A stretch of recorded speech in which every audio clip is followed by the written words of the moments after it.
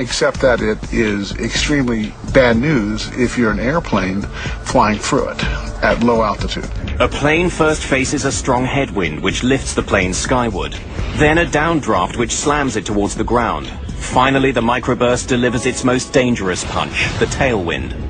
And you would get a rapid descent, a loss of lift, and a rapid descent towards the ground, and easily crash the airplane. A plane's wings need a steady flow of air moving over them. That's what gives them their lift. By inhibiting that flow, the tailwind reduces lift. There's no better recipe for a microburst than the weather conditions at Dallas-Fort Worth on the day of the crash. It had been extremely hot all day, and hot air rises. When that hot air meets the cold, moist air in the storm clouds, it cools instantly and rushes violently back to Earth. A microburst.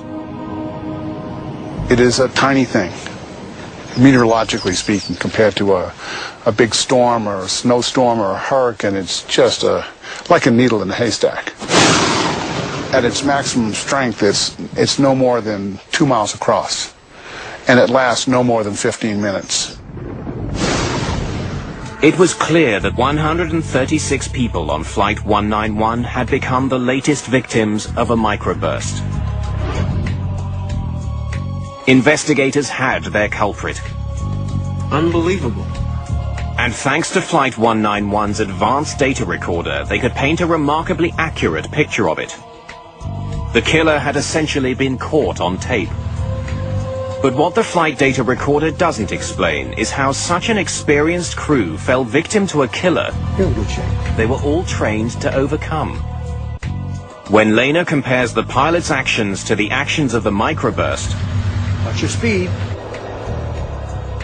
he uncovers details of a fight to the death. A fight that the Delta pilots almost won. lose it all of a sudden.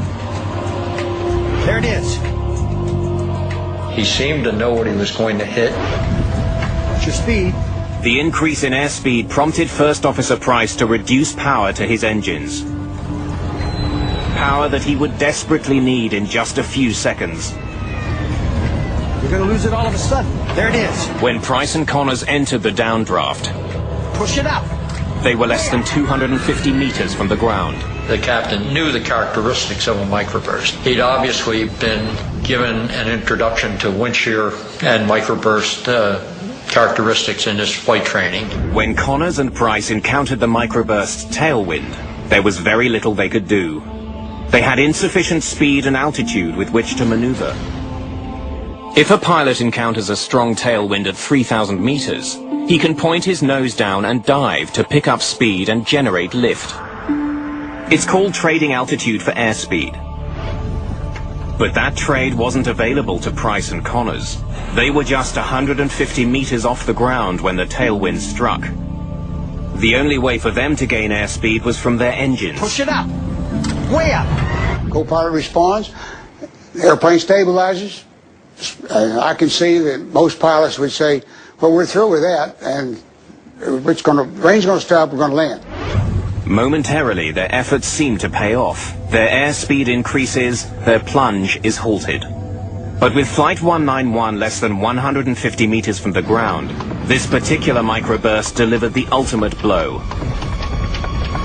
A fierce crosswind that forces their plane to bank dangerously to the right. Combined with the microburst's other winds, the crew was defenseless.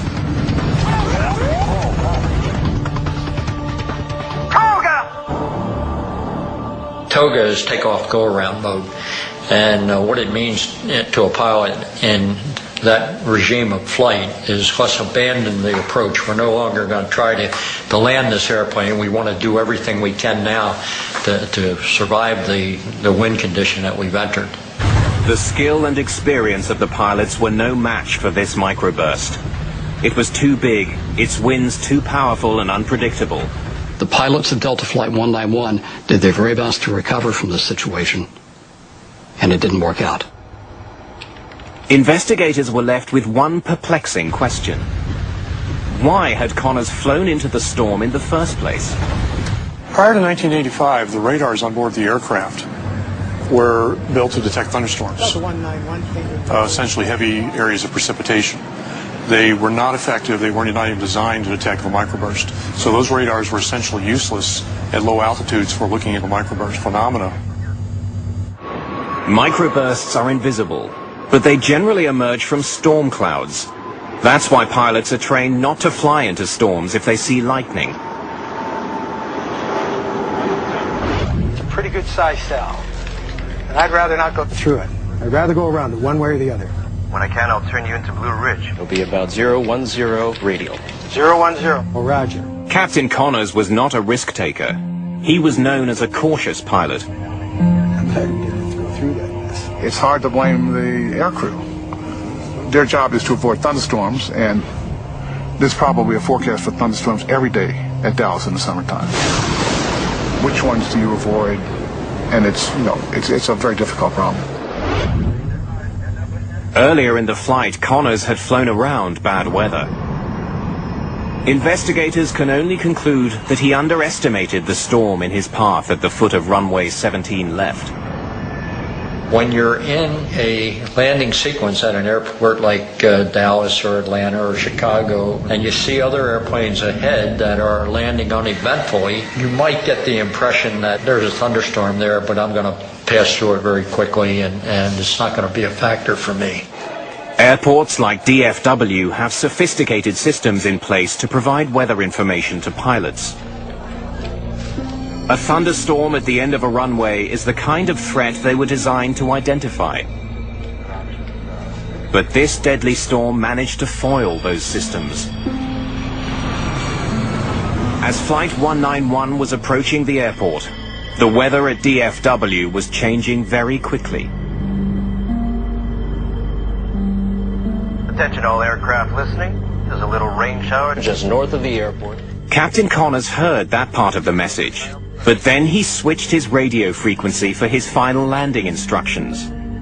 The Delta crew never heard the last part of this message about weather ahead.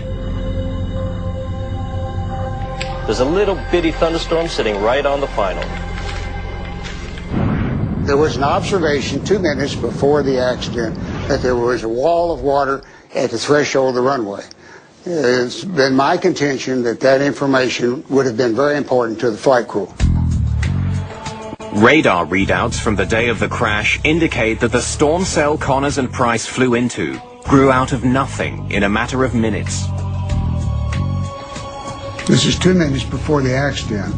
The readout shows the beginnings of a weather cell at the foot of runway 17 left. This is 3 minutes after the accident.